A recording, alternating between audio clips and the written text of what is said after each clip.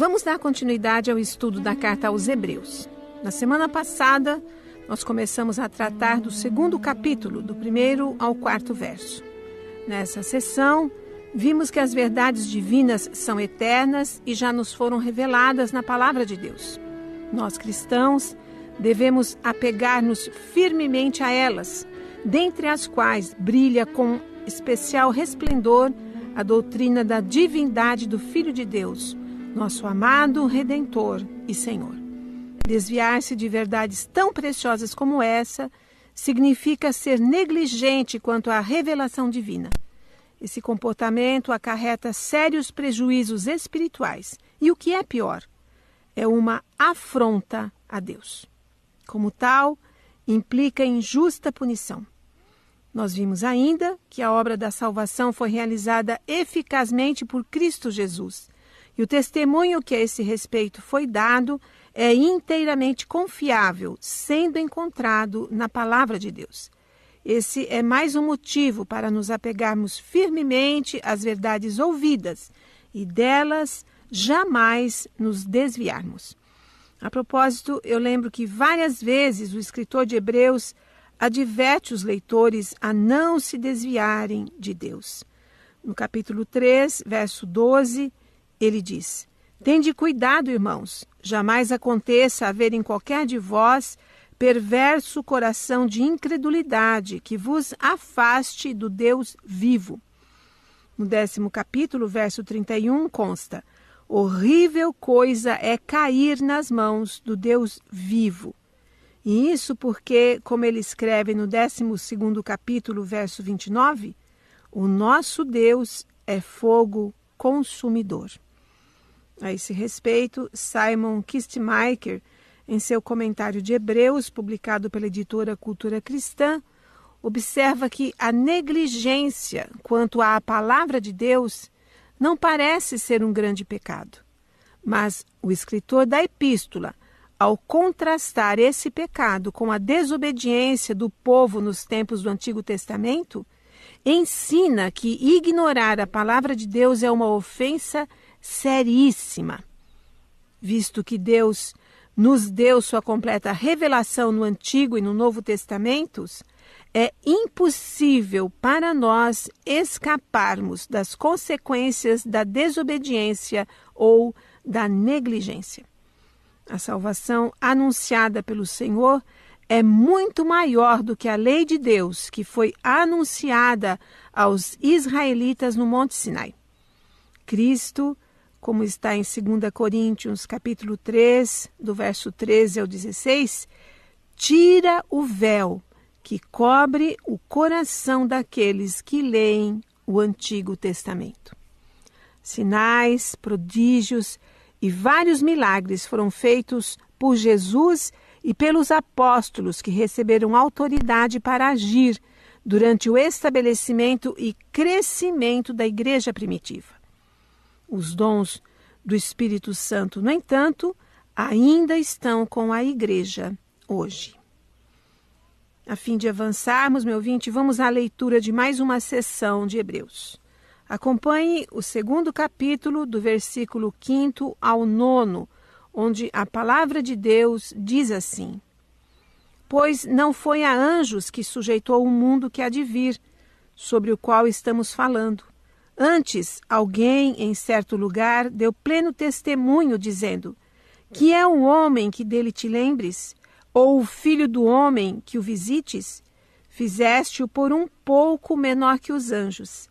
De glória e de honra o coroaste e o constituíste sobre as obras das tuas mãos. Todas as coisas sujeitaste debaixo dos seus pés.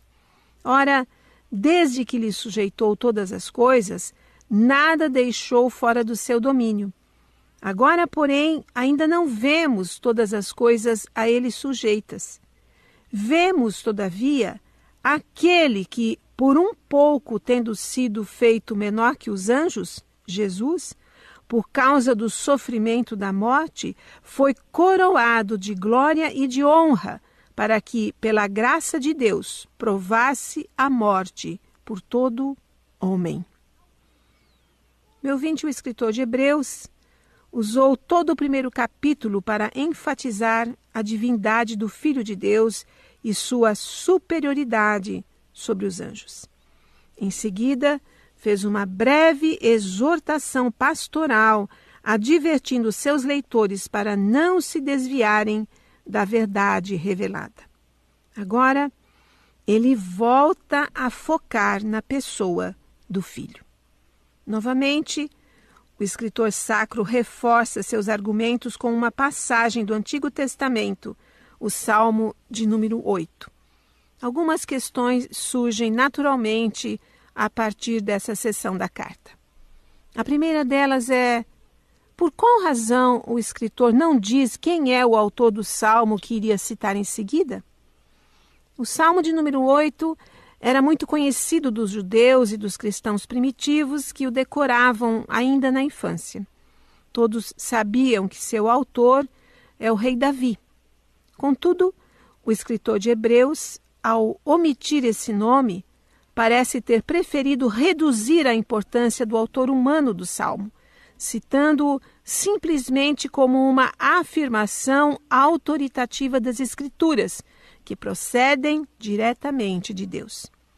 E não podemos acusá-lo de soberba por omitir o nome de Davi, uma vez que ele também omite o seu próprio nome, não revelando sua identidade em nenhuma parte da epístola. Seu objetivo é chamar a atenção para o Filho de Deus, a respeito de quem as Sagradas Escrituras testemunham com toda a autoridade divina.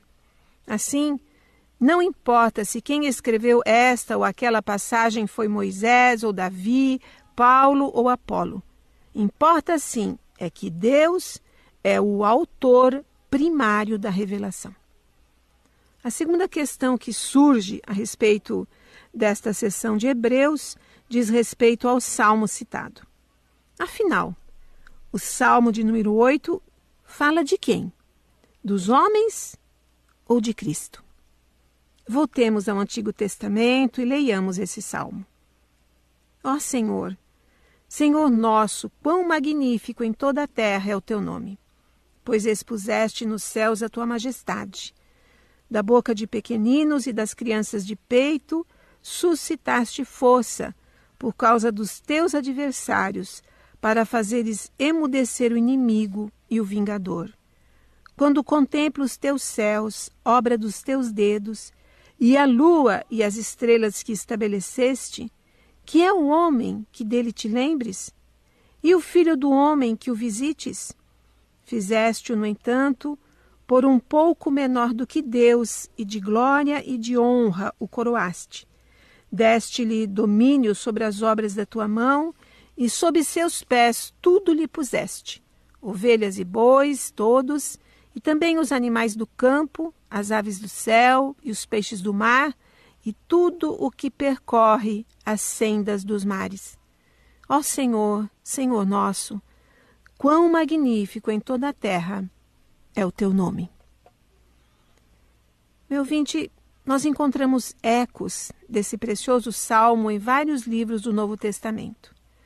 Uma passagem inesquecível ocorre no Evangelho conforme Mateus, 21º capítulo, do verso 14 ao 16. Nessa ocasião, o Senhor Jesus estava no templo de Jerusalém. Vieram a ele cegos e aleijados e ele os curou. Meninos que ali estavam clamavam: Hosana ao filho de Davi.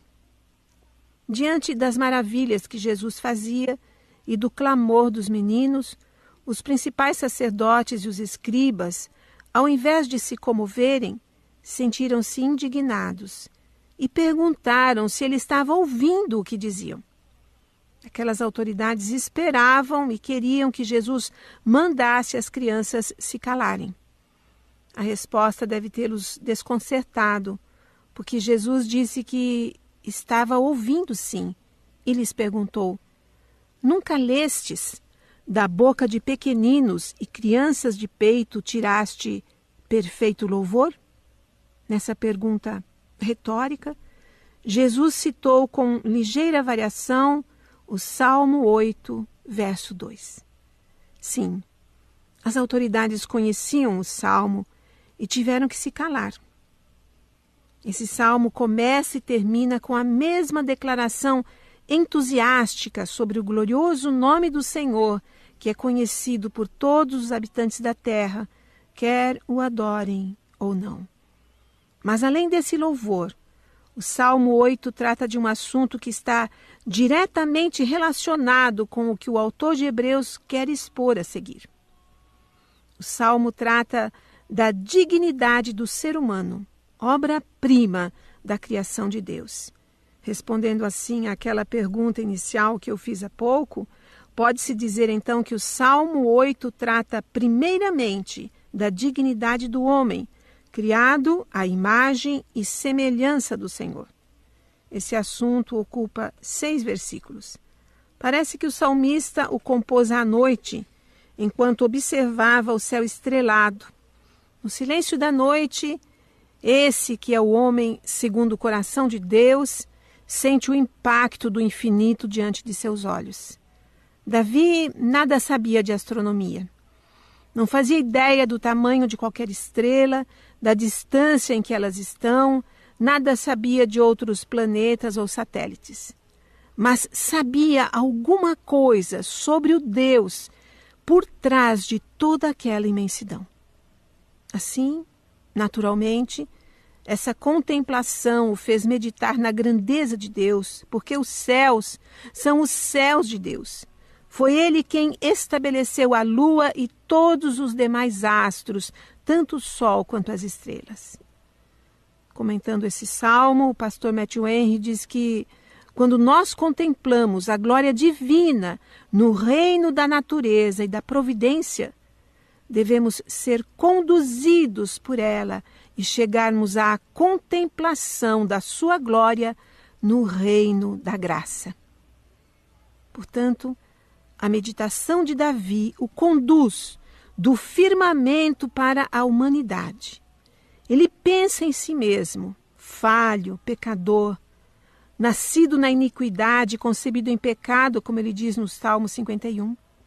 Pensa nos demais seres humanos, todos corrompidos e sem qualquer justiça própria, e se admira que o Deus Todo-Poderoso, o Yahvé bendito, tenha desejado criá-los. Constatando que somos tão pequenos e sem merecimento, em sua mente surgem 2 perguntas cruciais. Que é o homem para que tu te lembres dele? E que é o filho do homem para que tu o visites? A resposta para essas perguntas é uma só e é negativa. Antes, porém, que tenhamos oportunidade para dizer ninguém. O homem não é ninguém para que Deus se lembre dele. E o filho do homem não é ninguém para que Deus o visite. Antes de termos tempo para formular essa resposta, Davi vem em defesa da criação divina e diz no verso 5: No entanto, tu fizeste o homem por um pouco menor do que os anjos, e de glória e de honra o coroaste. Ops! Na Bíblia está escrito, por um pouco menor do que Deus. E eu falei, por um pouco menor do que os anjos. Mas não foi um escorregão, meu ouvinte. Acontece que o original hebraico do Salmo 8 diz Elohim, que significa deuses, com letra minúscula, que era um termo comumente aplicado aos anjos e aos homens, quando aparecem como representantes de Deus a julgar os povos. Um exemplo encontramos no Salmo 82, versículo 1, onde consta: Deus assiste na congregação divina, no meio dos deuses estabelece o seu julgamento. Russell Champlin, em seu comentário do Novo Testamento, publicado pela editora Millennium, observa que a palavra Deus com letra minúscula era muito mais amplo entre os hebreus do que acontece entre os cristãos modernos. Os anjos eram chamados deuses por serem agentes especiais de Deus e também porque possuem qualidades divinas. E o pastor Matthew Henry, em seu comentário bíblico editado pela Casa Publicadora das Assembleias de Deus, observa que Davi expressa admiração pelo fato de que, sendo homem, uma criatura tão má e tão pecadora, tenha sido, entretanto, tão favorecido. Isso se refere, então, primeiramente à humanidade em geral. Como Matthew Henry diz, ainda que o homem seja um verme, e o filho do homem seja um verme também, como está em Jó, capítulo 25, verso 6, Deus o honra e mostra a ele abundância de bondade. O homem está acima de todas as criaturas do mundo inferior e é o favorito e mais querido da providência. E isso porque, em primeiro lugar, ele está em uma posição de muita honra entre os seres criados. Nós podemos ter certeza que ele tem prioridade sobre todos os habitantes do mundo inferior, já que pouco menor ele foi feito do que os anjos. Menor, de fato, porque pelo seu corpo ele é aliado da terra e dos animais que perecem.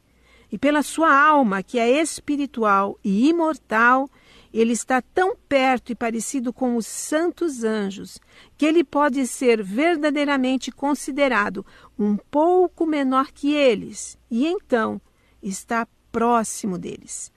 Ele é um pouco inferior aos anjos, enquanto a sua grande alma está presa em uma casa de barro.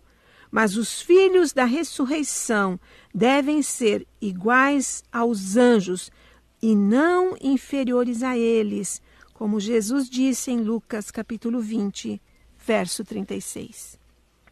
Em segundo lugar, ele foi provido. O homem foi provido com faculdades e capacidades nobres.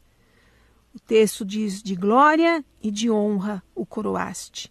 Aquele que lhe deu a vida o distinguiu e o qualificou para um domínio sobre as criaturas inferiores, pois ele os fez mais doutos, ele fez os homens mais doutos do que os animais da terra e mais sábios do que as aves dos céus. Ele fez o homem para governar sobre as criaturas e elas devem ser governadas por ele.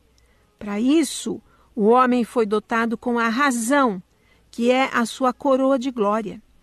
Ele jamais, portanto, deveria profanar essa coroa, agindo contra a razão.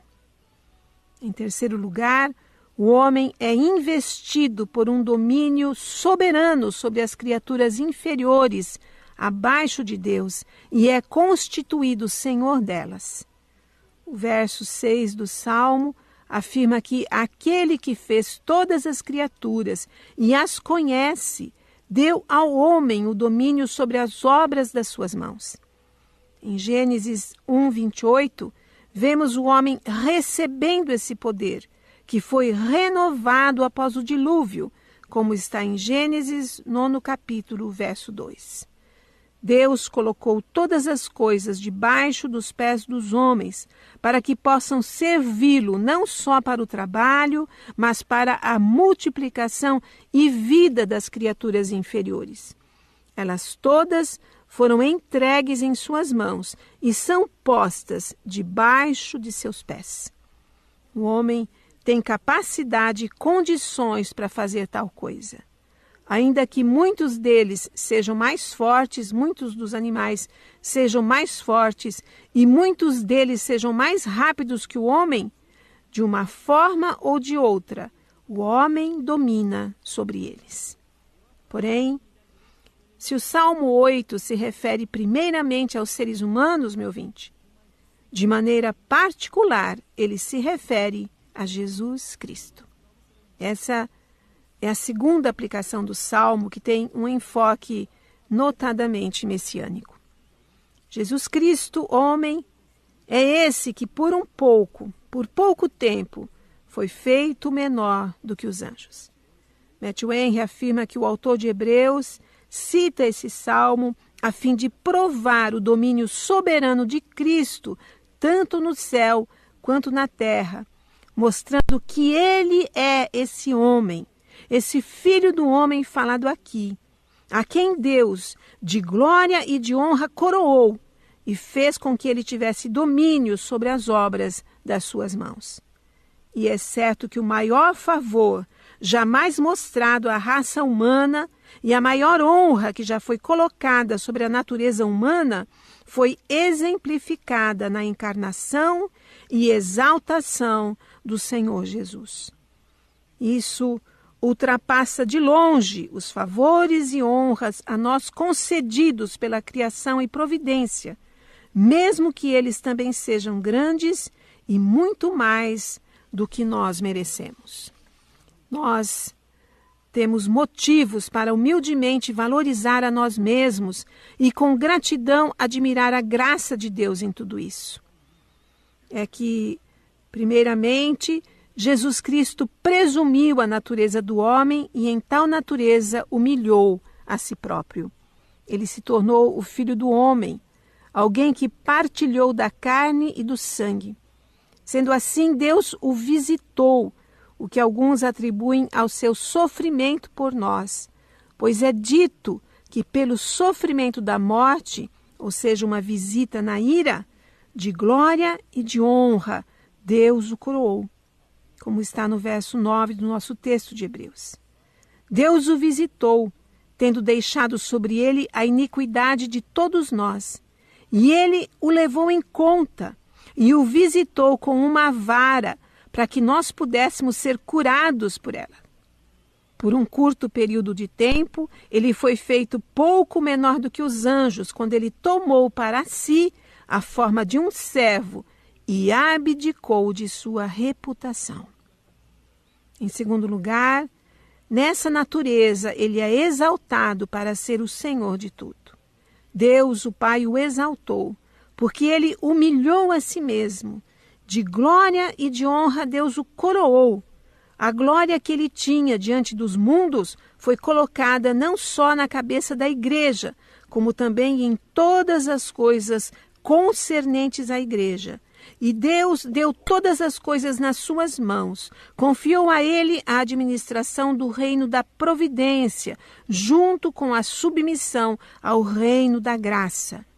Todas as criaturas são postas debaixo dos seus pés, e até nos dias da sua carne ele deu algumas demonstrações do seu poder sobre elas, como quando ele comandou os ventos e os mares e apontou um peixe para pagar o seu tributo. Portanto, com uma boa razão, o salmista conclui como ele começou: Senhor nosso, quão admirável é o teu nome sobre toda a terra.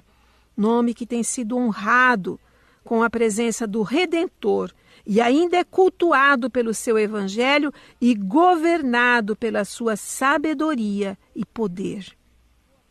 Matthew Henry diz que, ao meditarmos nesse salmo e em nossas orações, não podemos esquecer de reconhecer com afeições apropriadas os favores comuns de Deus para a humanidade, particularmente na utilidade das criaturas inferiores, e devemos nos dedicar especialmente a dar glória ao nosso Senhor Jesus, confessando que Ele é o Senhor, submetendo-nos a Ele como nosso Senhor e esperando para ver todas as coisas serem postas debaixo dos seus pés e todos os seus inimigos lhe servirem de escabelo. E Simon Kistemaker concorda inteiramente e chama a nossa atenção para alguns aspectos importantes. Primeiramente, Jesus cumpriu a mensagem do Salmo 8. Sendo encontrado em aparência de homem, como está em Filipenses 2,8, ele humilhou-se a si mesmo e tornou-se obediente até a morte. Por causa de sua humilhação, especialmente sua morte e sepultamento, ele se tornou menor que os anjos por um pouco. Jesus, então, é descrito como homem, que de fato cumpriu o que o primeiro Adão falhou em cumprir por causa do pecado. Jesus tornou-se homem, sofreu, morreu e foi sepultado. Quando sua humilhação terminou, ele não era mais menor que os anjos. Seu estado de exaltação alcançou plena realização quando ele foi coroado com glória e honra, isto é, quando ele subiu aos céus para tomar seu assento à direita da majestade nas alturas, como o autor de Hebreus disse no 1º capítulo, verso 3. Jesus reina supremo como o Rei do universo. Por causa da desobediência do homem no paraíso e da maldição que Deus colocou sobre ele, o pecador nunca pode experimentar plenamente o estado que é descrito no Salmo 8. Porém, diz o autor da Epístola aos Hebreus, vemos Jesus. Ele sofreu a morte e obteve vitória. Ele usa a coroa de glória e honra e governa o universo. De fato, ainda que o autor não afirme explicitamente, todas as coisas estão sujeitas a Cristo. Jesus disse, toda a autoridade no céu e na terra foi dada a mim, como está em Mateus 28, 18. Em segundo lugar, Simon Kistemaker chama nossa atenção para o fato de que Cristo é apresentado como Filho no primeiro capítulo, mas aqui ele é chamado de Jesus. Ao usar o nome pessoal Jesus, o autor da epístola chama a atenção para o aspecto histórico do sofrimento e morte de Jesus. Isso sugere que esse precioso nome estava vívido na mente dos primeiros leitores da epístola, por causa da constante pregação do Evangelho. Esses leitores estavam familiarizados com os detalhes da vida, morte, ressurreição e ascensão de Jesus. Em terceiro lugar, o nome Jesus traz à mente o conceito de salvação. Jesus, o Salvador, obteve a glória e a honra para si mesmo e a vida eterna para o seu povo. A morte de Jesus foi intencional, no sentido dos benefícios providos, como o autor escreve, para todos, benefícios para todos. Essa expressão não implica em salvação universal, pois o escritor menciona em um contexto mais amplo que muitos filhos, mas não todos os filhos, são conduzidos à glória, o que está no verso seguinte, e que eles são chamados de irmãos de Jesus. Jesus consumou a redenção de seu povo ao experimentar a morte, para que seu povo pudesse viver e reinar com ele. O texto não diz que Jesus morreu, mas que experimentou a morte por todos. Essa frase não é apenas uma expressão idiomática hebraica, com o verbo morrer, que também ocorre em Mateus capítulo 16, verso 28, Marcos capítulo 9, verso 1, Lucas 9, verso 27 e João 8, 52. As palavras experimentar a morte ou provar a morte são uma expressão gráfica da dura e dolorosa realidade da morte que é experimentada pelo homem e que foi sofrida por Jesus também. Jesus experimentou a morte em seu maior grau de crueldade, não como um nobre mártir que aspira a um estado de santidade, mas como um Salvador sem pecado, que morreu para libertar pecadores da maldição da morte espiritual. Nunca podemos esquecer que a ira de Deus contra o pecado estava sobre ele na cruz. Em quarto lugar, o que se quer dizer com a frase pela graça de Deus ele pudesse provar a morte por todos? A graça de Deus, meu ouvinte, é equivalente ao amor de Deus. Vemos isso em Romanos 5,15, 2 Coríntios capítulo 8, verso 9, Gálatas 2, 20 a 21, Efésios 1 capítulo, verso 7 e outros textos. Nas palavras de João Calvino, a causa da redenção foi o amor infinito de Deus para conosco, pelo qual ele não poupou nem mesmo seu próprio filho. Encerrando, eu quero compartilhar com você as considerações doutrinárias que Simon Kistemaker faz em seu comentário já citado sobre a passagem da qual tratamos hoje, Hebreus, 2º capítulo, do 5º ao 9º verso. Diz ele que anjos rodeiam o trono de Deus e contemplam constantemente a glória do Senhor. Eles são imortais, não se casam e, em um sentido, são super-humanos por causa do poder e da força que têm. Todavia, Deus deu ao homem o domínio sobre as obras das suas mãos. A autoridade sobre cada criatura viva no mundo foi entregue ao homem, não aos anjos. Em Hebreus, 1º capítulo, o autor enfatiza a divindade de Cristo. No 2º capítulo, ele enfatiza a humanidade de Cristo. Jesus Cristo, em sua natureza divina e humana, pôde cumprir o mandato dado originalmente a Adão. Dele é o domínio. Vimos que Cristo cumpriu sua obra de expiação e, portanto, reivindicou a coroa de glória e de honra. Ele é o governador de direito sobre a criação de Deus. E por sua morte ele obteve domínio não somente para si mesmo, mas para todos os seus seguidores também. Assim, nós fomos tornados herdeiros e co-herdeiros com Cristo. Paralelo entre a citação de Paulo do Salmo 8, verso 6, e a sua interpretação em 1 Coríntios 15, 27 e Efésios 1, 22, e a citação do Salmo 8, versos 4 a 6, pelo autor de Hebreus, que acabamos de ver, o paralelo entre essas duas citações é notável. Um termo-chave, tanto em 1 Coríntios 15 quanto em Hebreus 2, é o verbo sujeitar.